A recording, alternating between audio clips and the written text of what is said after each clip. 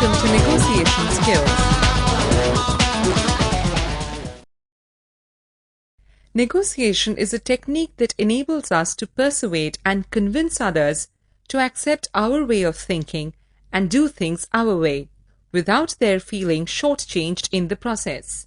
It is widely practiced in the business arena by clients, partners, co-workers, and customers. We negotiate at home too, either with a spouse, parent, or children, on matters that require collective decision-making. The need for negotiation arises because human beings are highly distinctive creatures with strong convictions. We sometimes tend to believe that our way of doing things is infallible and ought to be adopted by everyone else. This may not necessarily be the case always. If you want someone to see and do things your way, then stick to friendly methods of getting them to do so. Attempt to understand the situation from the other person's point of view. Who knows, maybe they have a better idea. The aim of this program is to make you a successful negotiator. We will first learn why negotiation is important. We will then proceed to look at some ideas on what negotiation is. Negotiation is not a one-shot thing. It is a process that has to be carried on in stages. Let us study these stages. Half the battle is won when we convert a negotiation in our favor and make an adversary an ally. This is really the secret of being a good negotiator. Let us learn how to do this. We will conclude by looking at some tips for better negotiation. Keep these tips in mind, and it will help you in all your dealings. Click on Why Negotiate to get started. In this module, we will look at the reasons why people feel compelled to negotiate. We will also discuss some ways of getting people to follow our example and do things our way. Next, we will look at methods of convincing people to comply with our wishes and act accordingly. Let us look at why we negotiate. We usually resort to negotiations when we want someone to concede to our wishes. Tactics could vary here. We would either request them to cooperate. Hi Ron, please vote for my appeal for the new computer laboratory, won't you? I know the students are badly in need of extra computers, and we can always have the gymnasium next year. Framing what you want as a request not only reflects respect but also shows how much faith you have in him or her as a person. Compete with them. Ron, I heard you are backing the new gym appeal. I'm surprised you're giving more importance to a gym than to a new computer lab. Well, thankfully, not many people think your way. Most of the committee has agreed to back the lab project. I don't think you will be able to gather as many votes as I will be able to. Though the word compete does not sound friendly and compliant by itself, yet it is a completely fair and just way of achieving what you want. Competition, if taken in the right spirit, can be healthy and productive.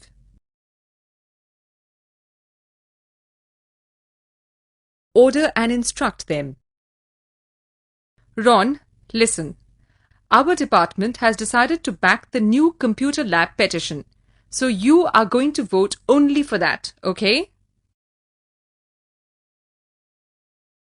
Orders and instructions are acceptable when issued by someone superior in rank or station to one below.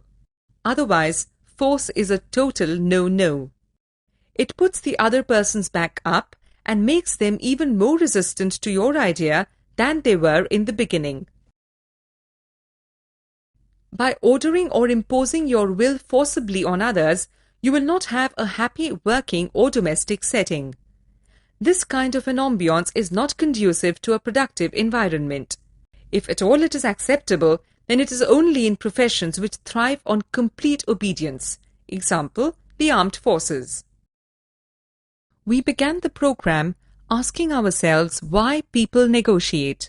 We then examine the various tactics used to bring people to our way of thinking and do things our way. Some of the techniques used are requesting, competing, ordering, and instructing.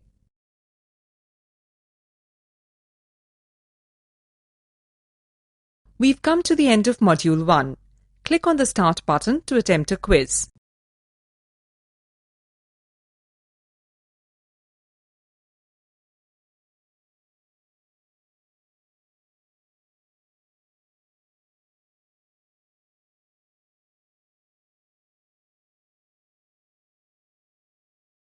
In this module, we will understand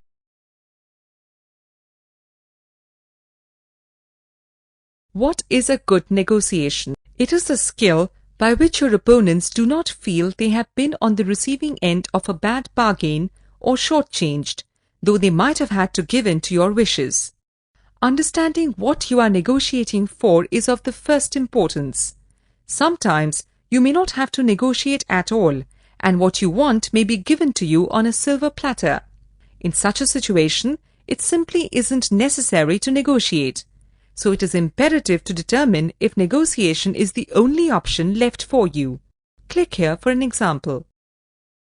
Mr. Su, let me make one final attempt to convince you.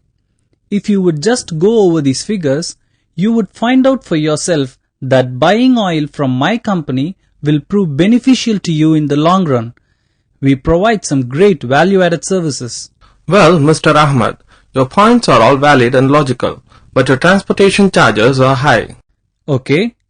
If you compare my company's cost with your present transporting cost, you would find that it really is not all that high. The added benefits that you'll get from this deal would more than make up for it, and my company would finally break into a new territory. I see your point now. This is a profitable bargain for both of us.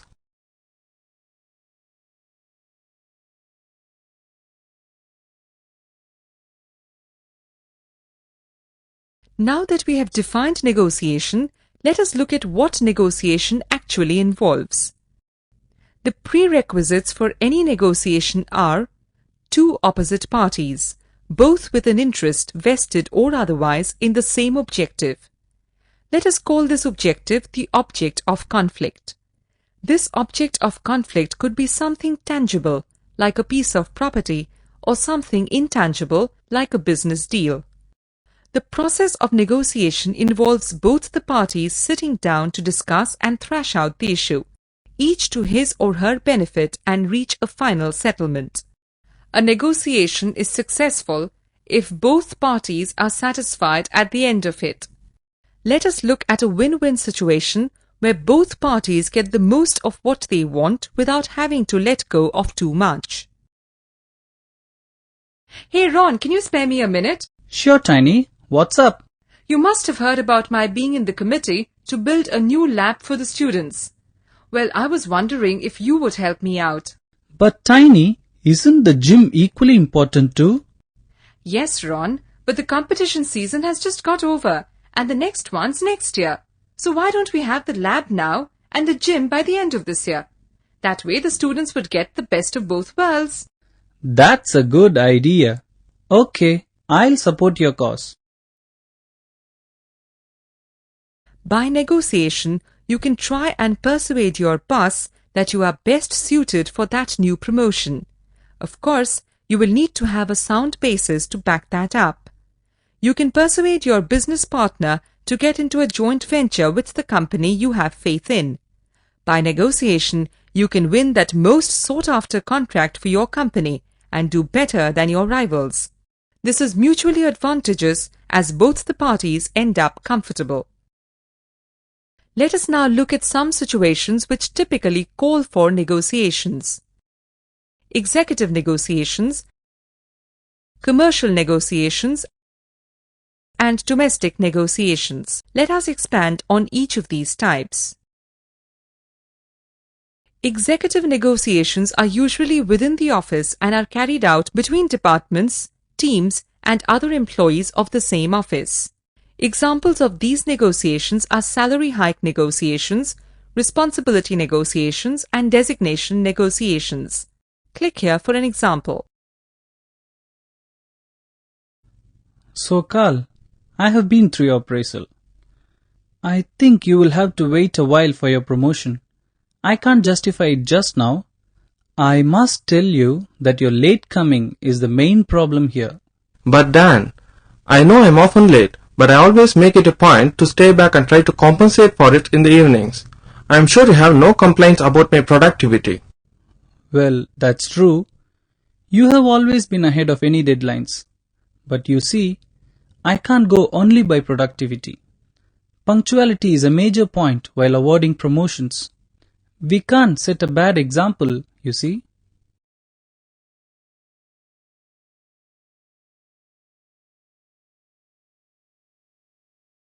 Commercial negotiations take place between two organizations mostly for financial gain.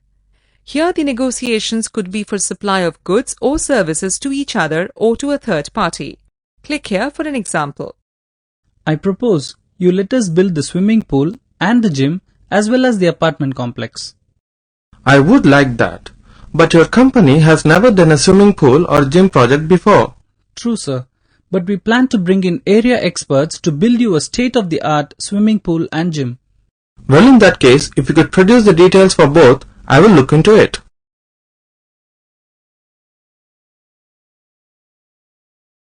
Domestic negotiations are in the home front. The accompanying scenario shows a negotiation at home between a couple and their son on their annual vacation. Click to listen to the scenario. I have booked that seaside cottage for our vacation. What do you say? Okay, dear, if that's what you want. But Dad, you promised to take me skiing. Come on, you promised. Look, son, we have been through this earlier.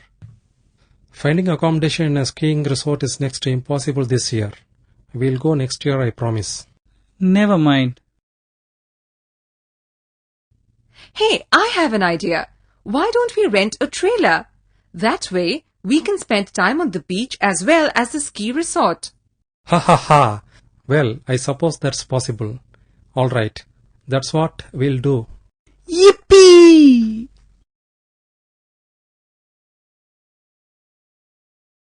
We have just come to the end of our second module. We started off with what negotiations are and how important it is to understand exactly what you want out of a negotiation.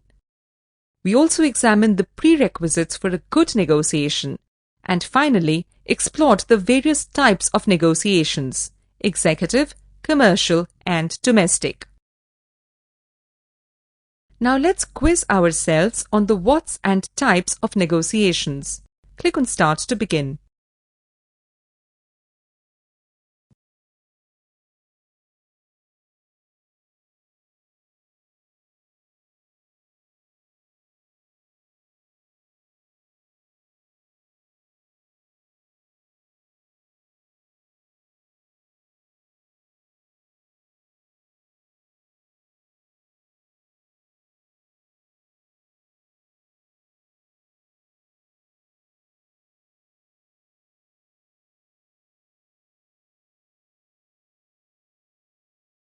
In this module, we shall examine preparation required in order to win a negotiation. Preparation would include doing groundwork and research on both your opponent and the key issues.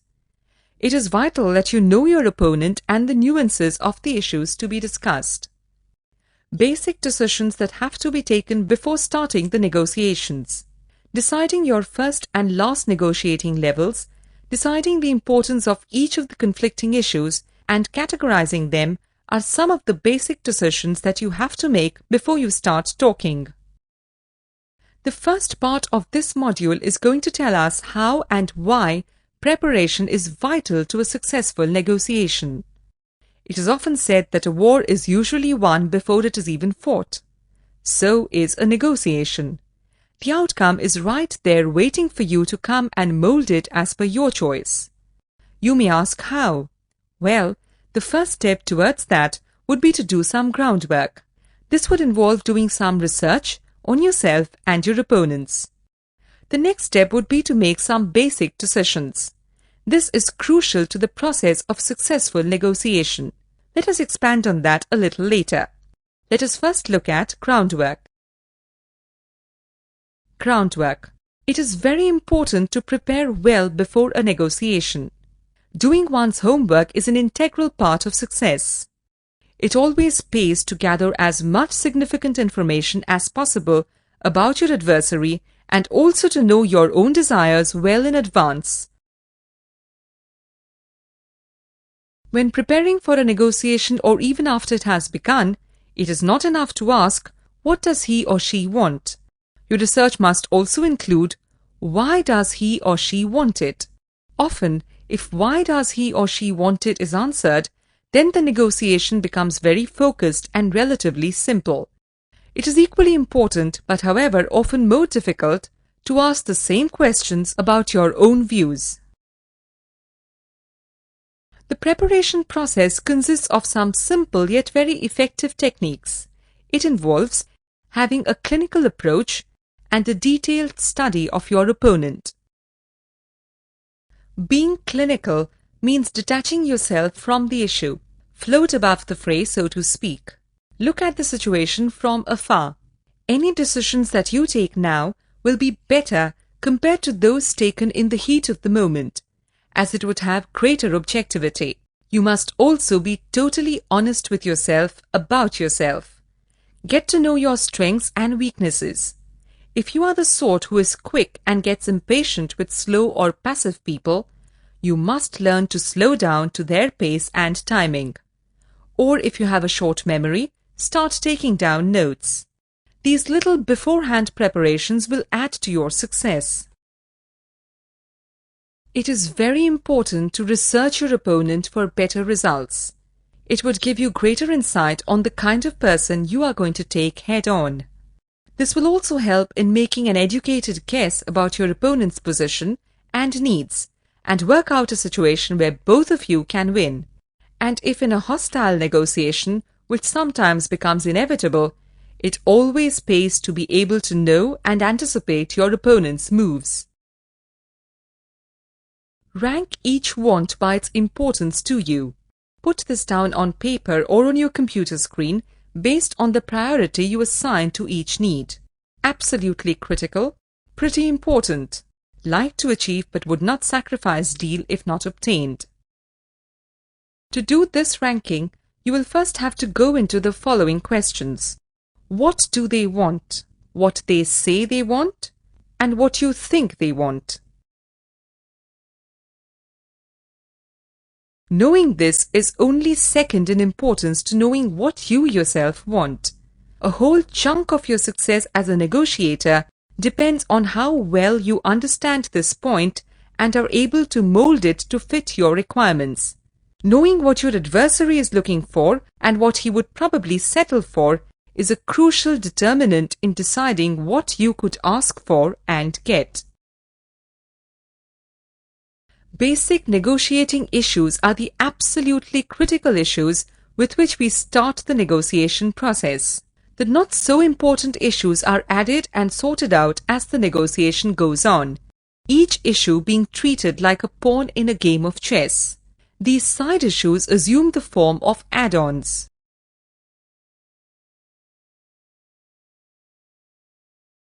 What are your negotiating first and last levels? The first level of an issue is simple, your stated expectation. The last level of an issue is your final cut-off limit, after which you simply refuse to negotiate. Negotiations start at the first level, and if acceptable to the other party, that becomes the last level too. But if not acceptable to the other party, then dialogue starts and a final cut-off is decided on by both parties, which then becomes the last level. It is very important that you decide your first and last positions beforehand. That is, before the negotiations begin. Click to listen to the scenario. Uma, I am going to start with the housing complex, the swimming pool, the gym, the interiors and the maintenance. We can settle for the complex and the maintenance, but not less than that. Let's try our best for the pool as well.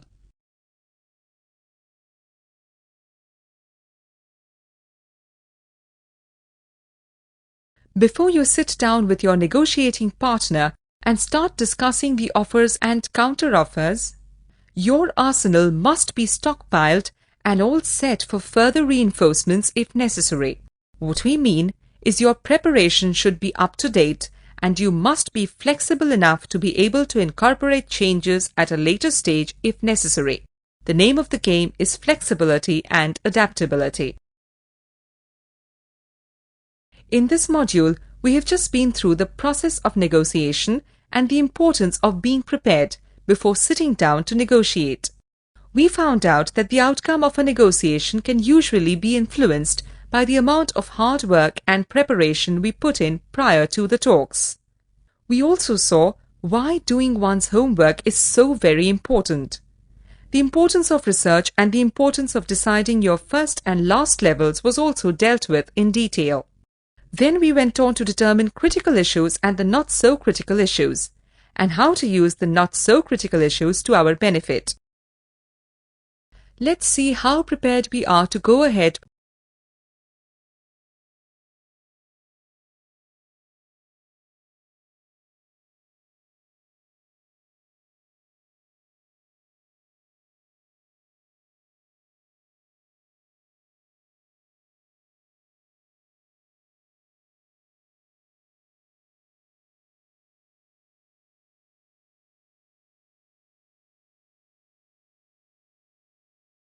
Negotiating well is a skill that can be developed just as well as any other skill. It is more about listening and observing than about talking. You need to be receptive and responsive, irrespective of your stand in the negotiation. We are going to learn more about the actual stages in negotiating in this module. The agenda for this module includes the entry, debating, bargaining, and amicable and mutually acceptable settlement. Let's first tackle the entry. You have won half the battle if you have managed to win this round. This stage of the negotiating process assumes the proportions of subtle strategic warfare. The winner at this juncture has a strong edge over his negotiating counterpart. Let's see what the entry level comprises and what it would take for us to emerge victorious. The entry consists of the venue of the negotiation, what you wear to the meeting, the time of negotiation, and setting the agenda. The venue of the negotiation. There are two possibilities as far as the venue is concerned. You can either go to your opponent's home ground and have the discussion, or invite the other team to come to your home turf for the negotiations. The second option is preferable as it gives you a psychological edge. If the meeting has been fixed at your place and is likely to continue for long, then you must make arrangements for overnight stay of the other party. So the venue must be chosen with care. If you don't think you can accommodate the negotiation at your office, you must fix it elsewhere, like a hotel. What to wear to the meeting. It's also very important that we dress right for a business negotiation. Dressing right does not mean dressing formal all the time. You can dress informally if the situation warrants it. The idea is to blend together with the rest of the gathering and not stick out like a sore thumb. The time of negotiation. Another factor to be taken into consideration during a negotiation is the time factor. If a large team of people are involved, then it is better to have it as a daytime negotiation, whereas if they are overseas visitors, then it is essential that you choose a time when both of you are comfortable. Declaring the agenda. A negotiation requires an agenda mainly to keep the process on track and also to make sure that no important issue gets sidelined owing to lack of time. In other words, prepare a blueprint for the route the negotiation will take.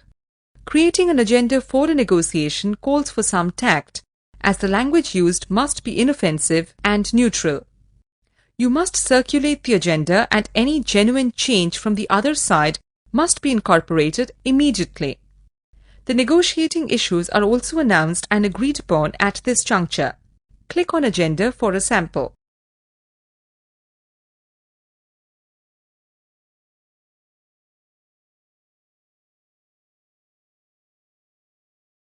Now let's get on to the next stage of the negotiation, discussing and debating. A discussion is a purposeful dialogue that takes place within predefined parameters. Discussion is what a negotiation is all about. This is the stage where the two parties get to thrash out their wants and needs and try to get the best deal from the table. Decide earlier whether you want to make the first move or not.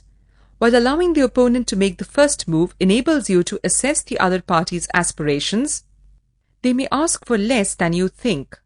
If you open first, you may give away more than is necessary. On the other hand, speaking first gives you the opportunity to state your position first, rather than having to listen to the other side and then responding. This means you are being proactive rather than reactive. Which option you choose depends on the individual situation. If you are beginning the discussion, you have two options on how to go about it. Start with a neutral or non-controversial issue and then warm up to the main point. Get to the point straight away, as both sides essentially know what it is, and skirting the issue gets you nowhere. The latter approach is preferred in today's business world, especially if you're dealing with the Western world, where beginning with a side issue will be seen as either time-wasting or as a sign of weakness. If you are the secondary speaker, then it is a good idea not to accept the first offer as soon as it is made. Accepting the offer straight away will make your opponent feel uneasy. They will wonder whether they could have offered you even less and got away with it. This unwritten rule holds fast even if the first offer sounds very exciting. In such a position, we would advise you to negotiate some more and get them to reconsider the offer. If they do reconsider, you stand to win. If they do not, you could always appear to rethink and decide to accept the first offer. Either way, it's a win-win situation for you. Click on an example. I'm sorry. I don't think I could quite accept that. But if on the other hand, you were to take up the gym,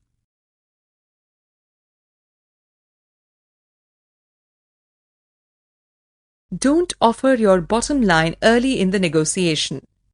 Some people get overly eager and let the cat out of the bag and announce their asking limit in the beginning itself. This is not such a great thing to do. It so happens that even after you have put forward your best offer, the other party still wants to continue negotiating. So if you let them on to your real expectations too soon, they might still want to bargain, and you might have to put up with a lot less. It helps in such situations to demand a little higher than you would settle for. That way, you would have enough margin to bargain should you require it. Click on the example button. Hello Ben, I have finished tomorrow's report and here are the statements for last month's financials. Ben, I am not going to be able to come tomorrow. Ravi, why don't you just go over these customer feedback forms and give me a summary before you leave? And maybe you could make the arrangements for the press conference scheduled next week. Fight the issue, not the person. One common mistake all of us make in our daily office life is that we tend to mix people with problems and issues. What you must remember is to concentrate on the deed and not the doer. Remember, you are on that negotiating table to chalk out a solution for your problems. Get a better deal. So instead of fighting the person, fight the issue. It would be magnanimous on your part if you are able to finish the negotiations and share a friendly joke with your opponent. Click on the example button. Hi Arun, what brings you here? Kumar, I thought you were my best friend. How could you do this to me? Do what to you? What have I done? You have awarded the new spare parts contract to a company from abroad at almost twice the amount that I charged you. Why did you do it? If you had any problems, you could have spoken to me about it. Arun, calm down please and listen to me. First of all, we have already informed your people about our decision. It so happens that the new machinery involves new designs that are patented by this company. And without those spares, we were incurring losses. And we are not really terminating our dealings with you immediately. You will still supply us with spare parts for the rest of the term. Thanks, Kumar. I see your point now. If you are incurring losses and need this company's patented designs, then you don't have any other choice but to make them your suppliers. But I still get to see you for a round of golf on Sunday, right? Of course, I'll be there.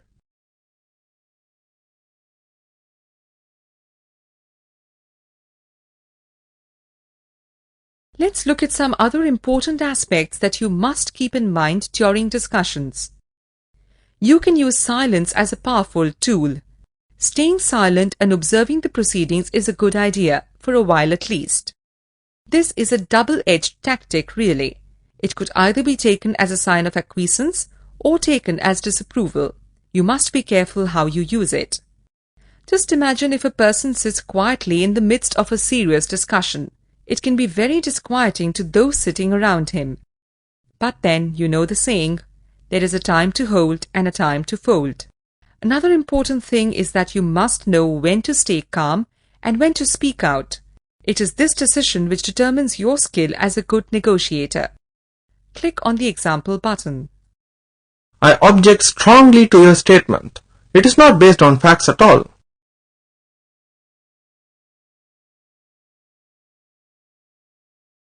Discussions also involve a lot of listening. So, practice effective listening skills. Communication is an exchange of ideas. Effective communication takes place when the sender of the message is able to get the desired results. When the receiver is able to get the whole message along with the subtext sent out by the person's body language and tonal inflections, then that becomes effective listening. To understand your opponent better, you must pay more attention to him or her and what he or she says, including body language. Studying the body language of your opponent is a very powerful tool as it reveals true feelings and intentions. This is where your being silent comes handy. Silence helps you stay calm and relaxed, which is the perfect frame of mind to study your opponent's movements. If you don't practice effective listening, you will find that you have not understood the nuances of your adversary's arguments and lose a valuable edge. If you practice effective listening and the other person realizes it, then he will make sure that he pays attention to what you have to convey to him. This could only make your task easier as he would be in the right frame of mind to listen to your viewpoint. For more on effective listening, refer to our program on effective communication.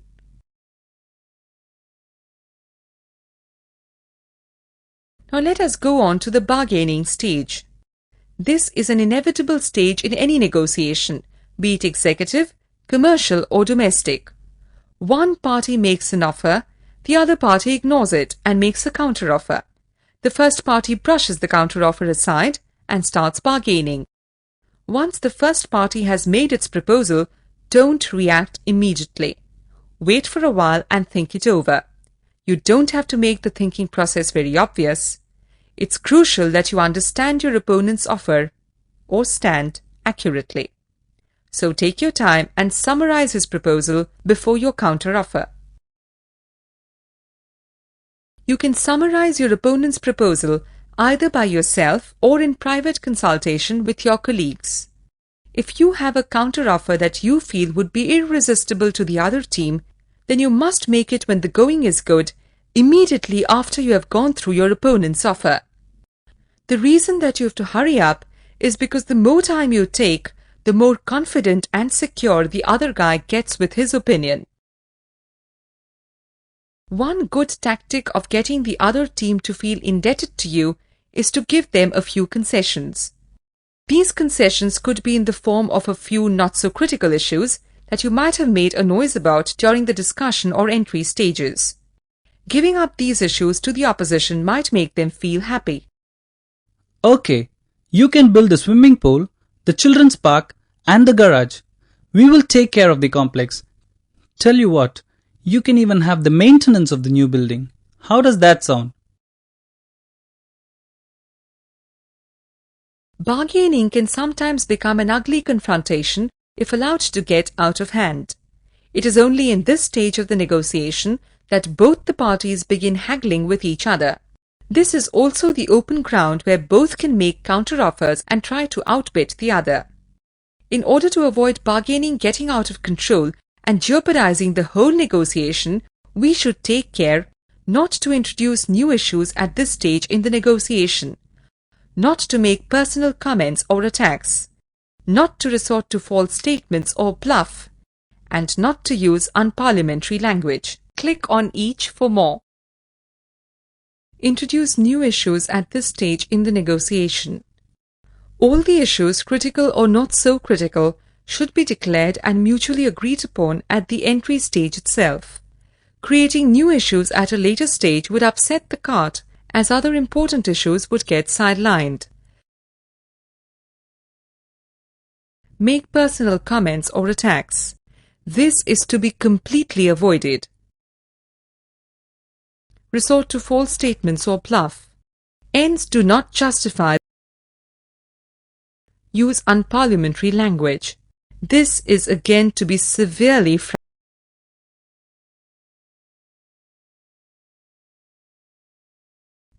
During the bargaining stage, if you or your opponent puts forward a mutually acceptable offer, then you must seal that as the final offer.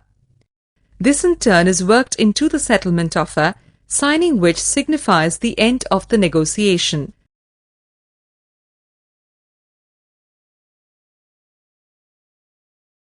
This is the happy moment when all your hard work is rewarded.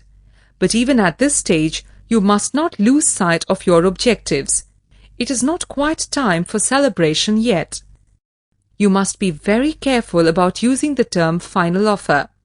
You must only use it at the very end, when both of you have deliberated on the offer. Click on examples to see a few instances of how to indicate the finality of your offer. I'm sorry, but that's the maximum I can offer. I don't have the authority to go any further. That is my final offer. I simply cannot do any more. I am getting late for another meeting. If you would just go over my final offer and let me know your stand, we could settle right away. You must not deviate after the final offer has been proposed and accepted. Once the offer has been approved by both, you must immediately put it on paper. Documenting the proposal and all its salient points is very crucial for the success of any project. The agreement is now ready to be duly signed and implemented. Now all that remains for you to do is implement the project, deal or contract. Let's do a recap of this module. We touched upon the various stages of negotiating and explored the process of the entry, discussing, debating, bargaining and settling an issue during a negotiation. We also examined the power of silence and the importance of practicing effective communication during a negotiation. We also warned against introducing new issues at this stage in the negotiation, making personal comments or attacks, resorting to false statements or bluff, and using unparliamentary language. It's time now to take a quiz to find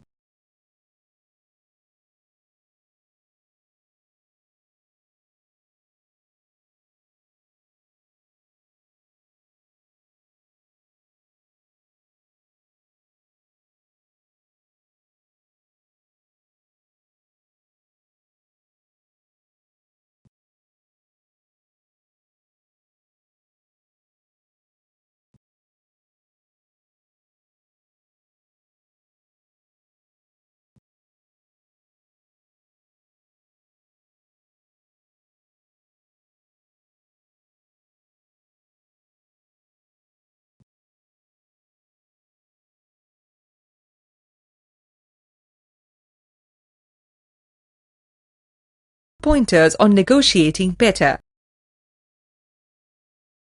This module will suggest a few pointers for successful negotiations. We shall cover the importance of commitment, fairness, creativity, generosity, and also patience while negotiating. Committing to something is a big responsibility. You shouldn't make a commitment unless you can fulfill it. A person willing to commit to a deal or project evokes a lot of confidence in the other team. Click on the example button. Alright then, that's finalized. You will handle the workforce and I'll take care of the finances. Let me call my banker right away.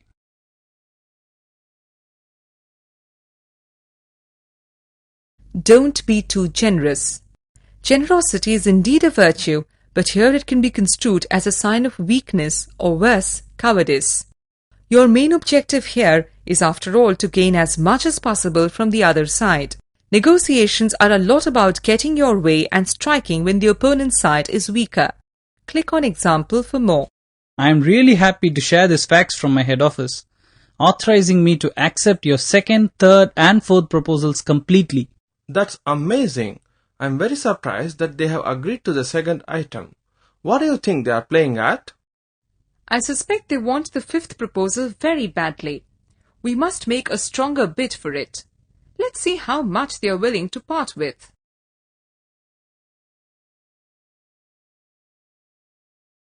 Use your imagination. Tried and tested methods are fine, but you must also try to be as innovative as possible. Innovation not only serves to increase the possibilities for an amicable settlement, but also helps you in improving your own business as well. It really doesn't matter if your creativity is restricted to the venue or the food served or even the attire prescribed. These things go a long way in paving the way for a friendly discussion. Always keep in mind that anger is a destructive force. Displaying your anger at the negotiation table will not serve any purpose. Even during the bargaining stage, when it is open house for both parties, you must be careful how you put your arguments across. Avoid getting emotional and don't show your anger even if you feel your anger is justified. Both the parties getting worked up and displaying their anger would lead to a direct conflict which would lead to a deadlock in the negotiation process. And a deadlock signifies an unsuccessful negotiation. Remember, the objective of the whole exercise is to negotiate successfully and to mutual benefit. Anger acts as a huge obstacle towards achieving this objective. Don't believe everything you see and hear. Part of a good negotiator's skill is to learn to read people and situations very quickly. However, you have to take everything you see and hear with a pinch of salt. Sometimes people use ploys to get ahead in a negotiation.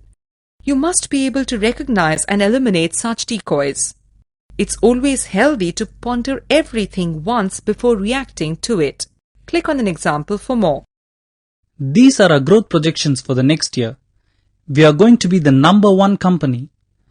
All the more reason why you should consider using our services for your forthcoming project. These projections are indeed very ambitious, but somehow not quite consistent with your past. Be patient. Patience is the most important quality in a negotiator. Displaying anxiety and impatience will lead the other team to drag on the talks just a little longer, in the hope that you will get desperate and hand it over to them. It's very important that you use these pointers while at the negotiating table. Giving up on even one of these might sometimes lead to breakdown of negotiations. Let us examine some of the factors which cause a breakdown. Disagreement over key issues. Disagreement with the people negotiating. Disagreement over the tactics employed. Click on each to know more. Disagreement over key issues. This is truly a deadlock. Disagreement with the people negotiating. Sometimes it so happens that the two opposite. Disagreement over the tactics employed. Some negotiators use what is called a ploy. Know when to stop negotiating. You must stop negotiating if you find yourself in either of the two situations. When the final offer is accepted. When either of the parties announces a final offer comprising all the items in the agenda and the other side, after due consideration, accepts it, we can safely assume that we have come to the logical end of our negotiation process. When there is a deadlock.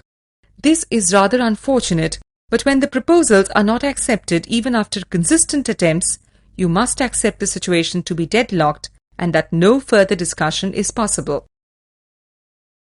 This module listed out tips that help us become better negotiators. It instructed us on the importance of committing ourselves, the dangers involved in believing everything we come across and in being overgenerous, the need to be more creative, how to be more patient, how to restrain anger, what to do if the negotiation breaks down, and when to stop negotiating.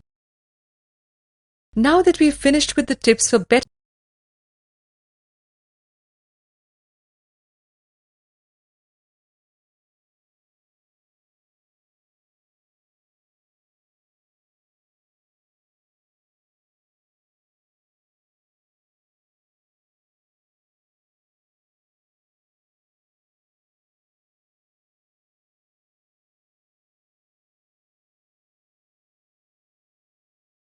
we have covered in our program on negotiation skills. Our journey towards better negotiating started off with why negotiate. We saw the various ways to win people over and what made negotiation the best choice. We then moved on to what is negotiating, where we explored what a negotiation is, and also the various types of negotiation. Then we went on to the process of negotiation. Here we familiarized ourselves with groundwork and basic decisions. Groundwork involved researching your opponent and recognizing your own wants and needs. We also found out how to rank our needs based on their importance to us. The fourth aspect we looked at was the different stages of negotiation. We began with the entry and then went on to discussing and bargaining in detail, before moving on to an amicable settlement. Finally, we listed tips that would make you a better negotiator. Now let's go for the final quiz.